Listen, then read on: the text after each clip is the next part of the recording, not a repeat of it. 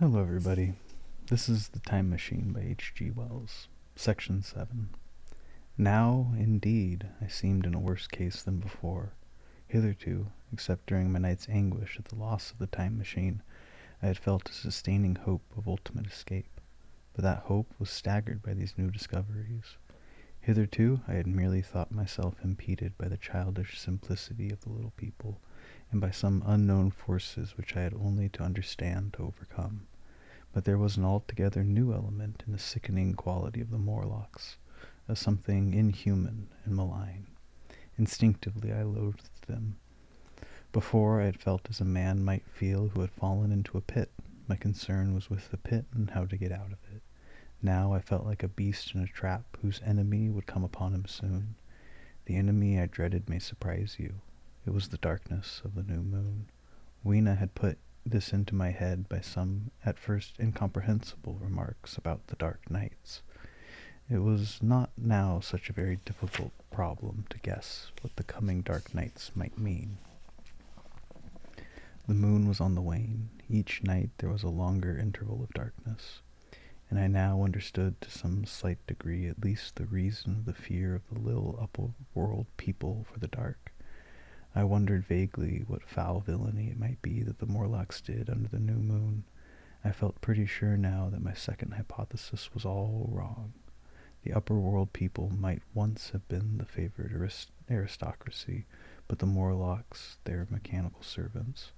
But that had long since passed away. The two species that had resulted from the evolution of man were sliding down towards, or had already arrived at, an altogether new relationship.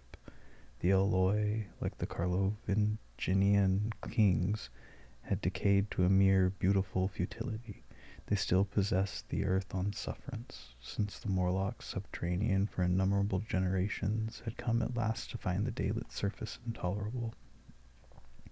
And the Morlocks made their garments, I inferred, and maintained them in their habitual needs, perhaps through the survival of an old habit of service. They did it as a standing horse paws with his foot, or as a man enjoys killing animals in sport, because ancient and departed necessities had impressed it on the organism. But clearly the old order was already in part reversed. The nemesis of the delicate ones was creeping on apace. Ages ago, thousands of generations ago, man had thrust his brother man out of the ease and the sunshine, and now that brother was coming back, changed. Already the Eloi had begun to learn one old lesson anew. They were becoming reacquainted with fear, and suddenly there came into my head the memory of the meat I had seen in the underworld. It seemed odd how it floated into my mind, not stirred up as it were by the current of the meditations, but coming in almost like a question from outside. I tried to recall the form of it. I had a vague sense of something familiar, but I could not tell what it was at the time.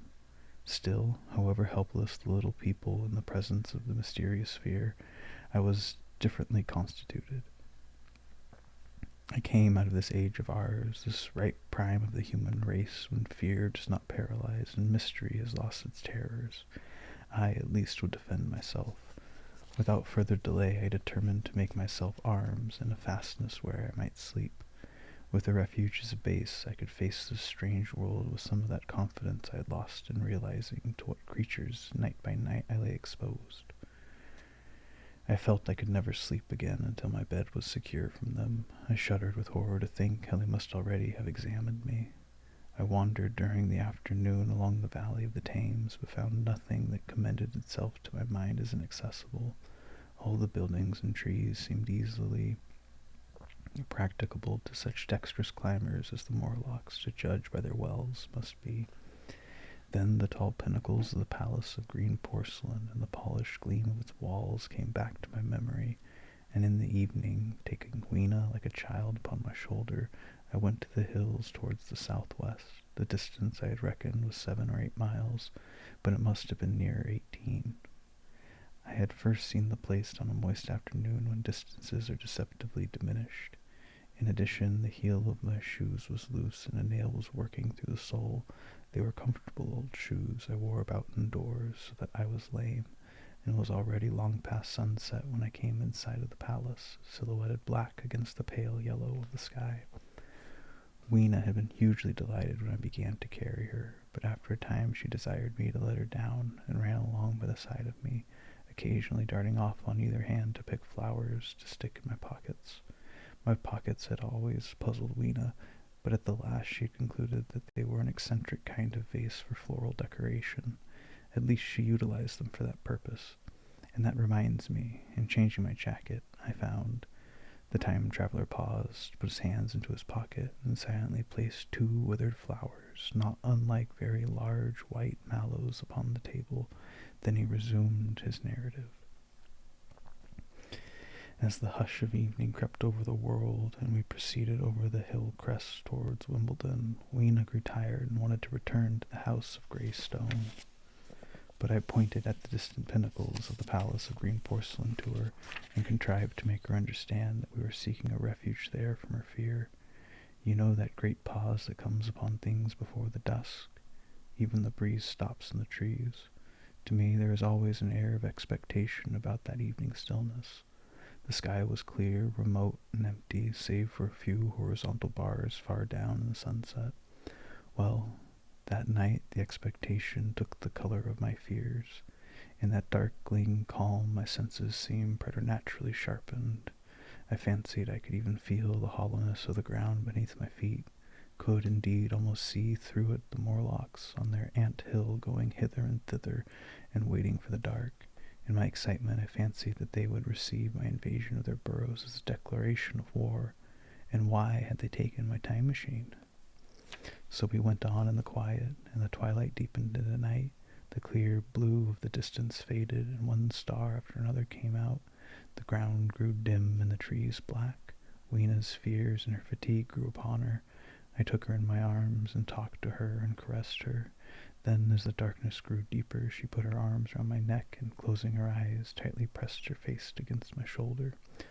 So we went down a long slope into a valley, and there in the dimness I almost walked into a little river. This I waded and went up to the opposite side of the valley, past a number of sleeping houses, and by a statue, a faun or some figure, minus the head. Here, too, were acacias. So far I had seen nothing of the Morlocks. But it was yet early in the night, and the darker hours before the old moon rose were still to come. From the brow of the next hill I saw a thick wood spreading wide and black before me. I hesitated at this. I could see no end to it, either to the right or the left. Feeling tired, my feet in particular were very sore. I carefully lowered Weena from my shoulder as I halted and sat down upon the turf. I could no longer see the palace of green porcelain, and I was in doubt of my direction. I looked into the thickness of the woods and thought of what it might hide. Under that dense tangle of branches one would be out of sight of the stars. Even were there no other looking danger, a danger I did not care to let my imagination loose upon, there would still be all the roots to stumble over and the tree boles to strike against. I was very tired, too, after the excitement of the day, so I decided that I would not face it, but would pass the night upon the open hill. Weena, I was glad to find, was fast asleep. I carefully wrapped her in my jacket and sat down beside her to wait for the moonrise. The hillside was quiet and deserted, but from the black of the wood there came now and then a stir of living things. Above me shone the stars, for the night was very clear. I felt a certain sense of friendly comfort in their twinkling. All the old constellations had gone from the sky. However, that slow movement which is imperceptible in 100 human lifetimes had long since rearranged them in unfamiliar groupings. But the Milky Way, it seemed to me, was still the same tattered streamer of stardust as of yore. Southward, as I judged it, was a very bright red star that was new to me. It was even more splendid than our own green Sirius. And amid all the scintillating points of light, one bright planet shone kindly and steadily like the face of an old friend. Looking at these stars suddenly dwarfed my own troubles and all the gravities of terrestrial life. I thought of their unfathomable distance and the slow, inevitable drift of their movements out of the unknown past into the unknown future. I thought of the great processional cycle that the pole of the earth describes. Only 40 times had that silent revolution occurred during all the years that I had traversed. And during these few revolutions, all the activity, all the traditions, the complex organizations, the nations, languages, literatures, aspirations, even the mere memory of man as I knew him, had been swept out of existence. Instead were these frail creatures who had forgotten their high ancestry and the white things of which I was in terror. Then I thought of the great fear that was between the two species, and for the first time, with a sudden shiver, came to the clear knowing of what the meat I had seen might be, yet it was too horrible. I looked at little Weena sleeping beside me, her face white and starlike under the stars, and forthwith dismissed the thought. Through that long night I held my mind off the Morlocks as well as I could, and whiled away the time by trying to fancy I could guess the signs of the old constellations in the new confusion. The sky kept very clear except for a hazy cloud or so. No doubt I dozed at times. Then, as my vigil wore on, came a faintness in the eastward sky, like the reflection of some colorless fire, and the old moon rose, thin and peaked and white, and close behind and overtaking it and overflowing it, the dawn came, pale at first, and then growing pink and warm. No Morlocks had approached us. Indeed, I had seen none upon the hill that night, and in the confidence of renewed day it almost seemed to me that my fear had been unreasonable. I stood up and found my foot with the loose heel swollen at the ankle and painful under the heel, so I sat down again, took off my shoes, and flung them away. I awakened Weena, and we went down into the wood, now green and pleasant instead of black and forbidding. We found some fruit wherewith to break our fast. We soon met others of the dainty ones, laughing and dancing in the sunlight, as though there were no such thing in nature as the night. And then I thought once more of the meat that I had seen. I felt assured now of what it was, and from the bottom of my heart I pitied this last feeble rill from the great flood of humanity.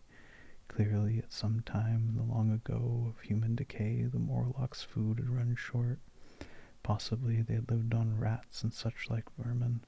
Even now man is far less discriminating and more exclusive in his foods than he was, far less than any monkey. His prejudice against human flesh is no deep-seated instinct, and so these inhuman sons of men. I tried to look at the thing in a scientific spirit. After all, they were less human and more remote than our cannibal ancestors of 3,000 or 4,000 years ago, and the intelligence would have made the state of things a torment had gone. Why should I trouble myself? These alloy were mere fatted cattle, which the ant-like Morlocks preserved and preyed upon, probably saw to the breeding of, and there was Weena dancing at my side.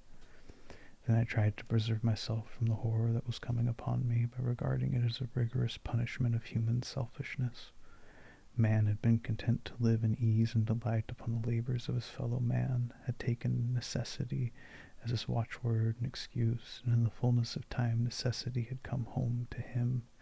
I even tried a Carlyle-like scorn of this wretched aristocracy in decay, but this attitude of mind was impossible. However great their intellectual degradation, the alloy had kept too much of the human form not to claim my sympathy, and to make me perforce a sharer in their degradation and their fear. I had, at that time, very vague ideas as to the course I should pursue. My first was to secure some safe place of refuge, and make myself such arms of metal or stone as I could contrive. That necessity was immediate.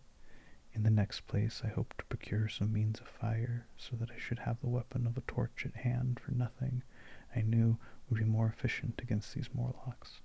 Then I wanted to arrange some contrivance to break upon the doors of bronze under the white sphinx. I had in mind a battering ram. I had a persuasion that if I could enter these doors and carry the blaze of light before me, I should discover the time machine and escape. I could not imagine the Morlocks were strong enough to move it far away. Weena I had resolved to bring with me to our own time, and turning such schemes over in my mind, I pursued our way towards the building which my fancy had chosen as our dwelling. Section 8. I found the palace of green porcelain when we approached it about noon, deserted and falling into ruin. Only ragged vestiges of glass remained in its windows, and great sheets of the green facing had fallen away from the corroded metallic framework. It lay very high upon a turfy down, and looking northeastward before I entered it, I was surprised to see a large estuary, or even creek, where I judged Wandsworth and Battersea must once have been. I thought then, though I never followed up the thought, of what might have happened, or might be happening, to the living things in the sea. The material of the palace proved on examination to be indeed porcelain, and along the face of it I saw an inscription in some unknown character. I thought, rather foolishly, that Weena might help me to interpret this, but I only learned that the bare idea of writing had never entered her head. She always seemed to me, I fancy, more human than she was, perhaps because her affection was so human. Within the big valves of the door, which were open and broken, we found, instead of the customary hall, a long gallery lit by many side windows. At the first glance I was reminded of a museum. The tiled floor was thick with dust, and a remarkable array of miscellaneous objects was shrouded in the same grey covering. Then I perceived, standing strange and gaunt in the centre of the hall, what was clearly the lower part of a huge skeleton. I recognized the fashion of the megatherium. The skull and the upper bones lay beside it in the thick dust, and in one place where rainwater had dropped through a leak in the roof, the thing itself had been worn away. Further in the gallery was the huge skeleton barrel of a brontosaurus. My museum hypothesis was confirmed. Going towards the side, I found what appeared to be sloping shelves, and, clearing away the thick dust, I found the old familiar glass case of our own time, but they must have been airtight to judge from the fair preservation of some of their contents. Clearly we stood among the ruins of some latter-day South Kensington. Here, apparently, was the paleontological section, and a very splendid array of fossils it must have been, though the inevitable process of decay that had been staved off for a time, and had, through the extinction of bacteria and fungi, lost 99 hundredths of its force, was, nevertheless, with extreme sureness, if with extreme slowness, at work again upon all its treasures. Here and there I found traces of the little people in the shape of rare fossils broken to pieces, or threaded in strings upon reeds, and the cases had in some instances been boldly removed by the Morlocks, as I judged. The place was very silent. The thick dust deadened our footsteps. Weena, who had been rolling a sea urchin down the sloping glass of the case, presently came, as I stared about me, and very quietly took my hand and stood beside me. And at first I was so much surprised by this ancient monument of an intellectual age that I gave no thought to the possibilities it presented. Even my preoccupation about the time machine receded a little from my mind. To judge from the size of the palace, this palace of green porcelain had a great deal more in it than the gallery of paleontology, possibly historical galleries. It might be even a library. To me, at least in my present circumstances, these would be vastly more interesting than the spectacle of old-time geology and decay. Exploring, I found another short gallery running transversely to the first. This appeared to be devoted to minerals, and the sight of a block of sulphur set my mind running on gunpowder. But I could find no saltpeter, indeed no nitrates of any kind.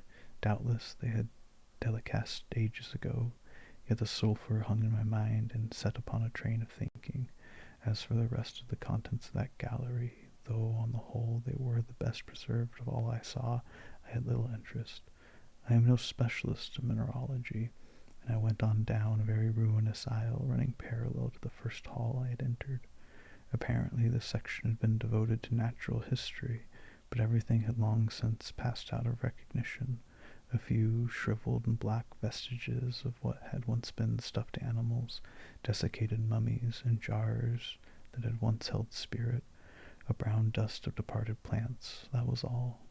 I was sorry for that, because I should have been glad to trace the patent readjustments by which the conquest of animated nature had been attained. Then we came to a gallery of simply colossal proportions, but singularly ill-lit, the floor of it running downward at a slight angle from the end at which I entered. At intervals, white globes hung from the ceiling, many of them cracked and smashed, which suggested that originally the place had been artificially lit.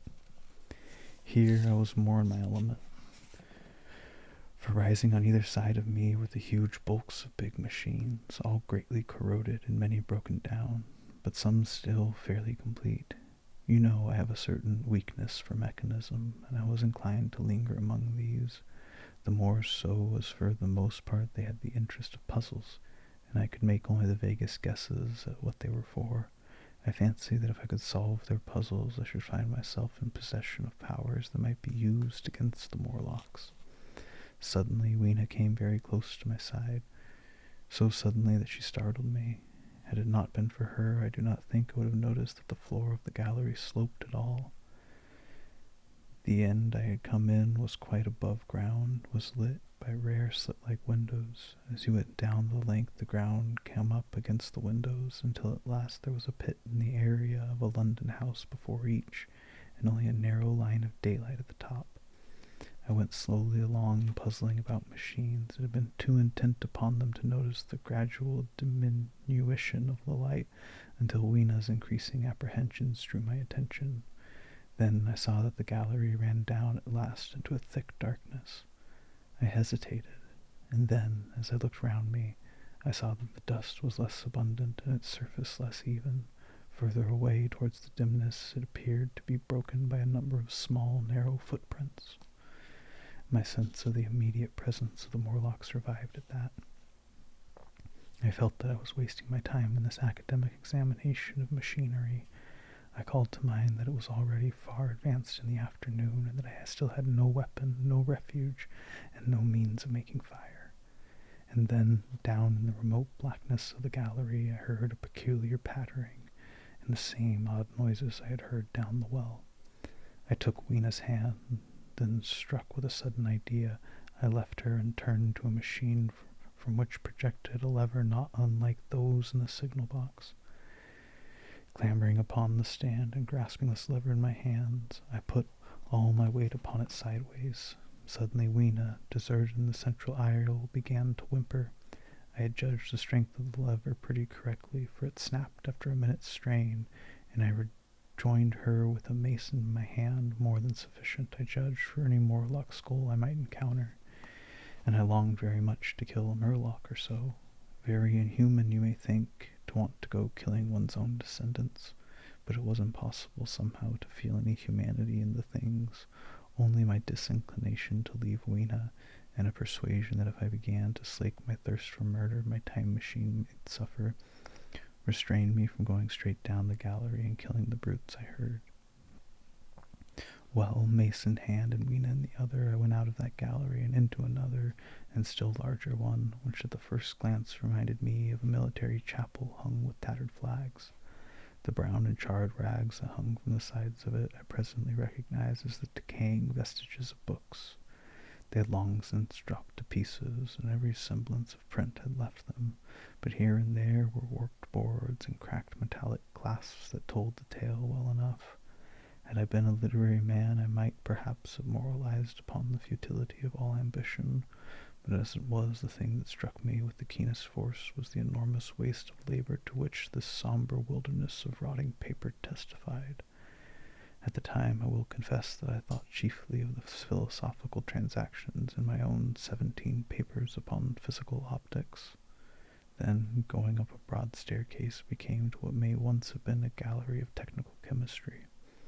And here I had not a little hope of useful discoveries, except at one end where the roof had collapsed. This gallery was well preserved.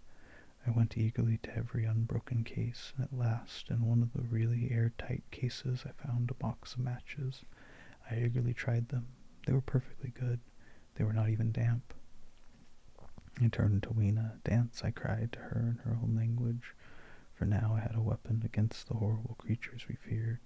And so, in the derelict museum, upon the thick, soft carpeting of dust, to Weena's huge delight, I solemnly performed a kind of composite dance, whistling "The Land of the Leal" as cheerfully as I could.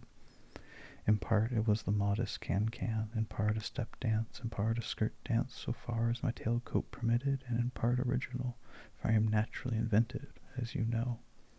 Now I still think that for this box of matches to have escaped the wear of time for immemorial years was a most strange, as for me it was the most fortunate thing.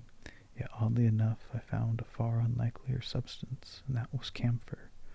I found it in a sealed jar that by chance, I suppose, had been really hermetically sealed. I fancied at first that it was paraffin wax and smashed the glass accordingly, but the odor of camphor was unmistakable.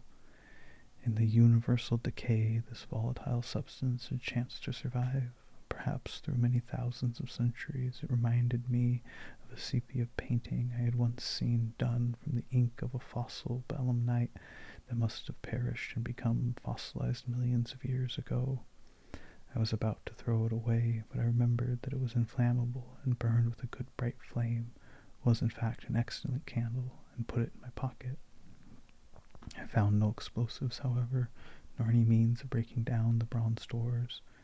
As yet my iron crowbar was the most helpful thing I had chanced upon. Nevertheless, I left that gallery gratefully elated. I cannot tell you all the story of that long afternoon. It would require a great effort of memory to recall my explorations in at all the proper order. I remember a long gallery of resting stands of arms, and how I hesitated between my crowbar and a hatchet or a sword. I could not carry both, however, and my bar of iron promised best against the bronze gates. There were numbers of guns, pistols, and rifles. The most were masses of rust, but many were of some new metal and still fairly sound. But any cartridges or powder there may once have been had rotted into dust. One corner I saw was charred and shattered, perhaps, I thought, by an explosion among the specimens. In another place was a vast array of idols, Polynesian, Mexican, Grecian, Phoenician, every country on earth, I should think. And here, yielding to an irresistible impulse, I wrote my name upon the nose of a steatite monster from South America that particularly took my fancy. As the evening drew on, my interest waned. I went through gallery after gallery, dusty, silent, often ruinous. The exhibits sometimes mere heaps of rust and lignite, sometimes fresher. In one place I suddenly found myself near the model of a tin mine, and then by the merest accident I discovered in an airtight case 2 dynamite cartridges. I shouted Eureka and smashed the case with joy. Then came a doubt. I hesitated. Then, selecting the little side gallery, I made my essay. I never felt such disappointment as I did in waiting 5, 10, 15 minutes for an explosion that never came. Of course the things were dummies, as I might have guessed from their presence. I really believe that, had they not been so, I should have rushed off incontinently and blown Sphinx bronze doors, and, as it proved, my chances of finding the time machine altogether into non-existence. It was after that, I think, that we came to a little open court within the palace. It was turfed and had 3 fruit trees, so we rested and refreshed ourselves. Towards sunset I began to consider our position. Night was creeping upon us, and my inaccessible hiding place had still to be found, but that troubled me very little now.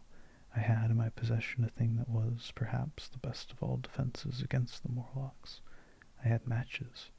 I had the camphor in my pocket too, if a blaze were needed. It seemed to me that the best thing we could do in the world would be to pass the night in the open, protected by a fire. In the morning there was the getting of the time machine. Towards that, as yet, I had only my iron mace, but now, with the growing knowledge, I felt differently towards the bronze doors.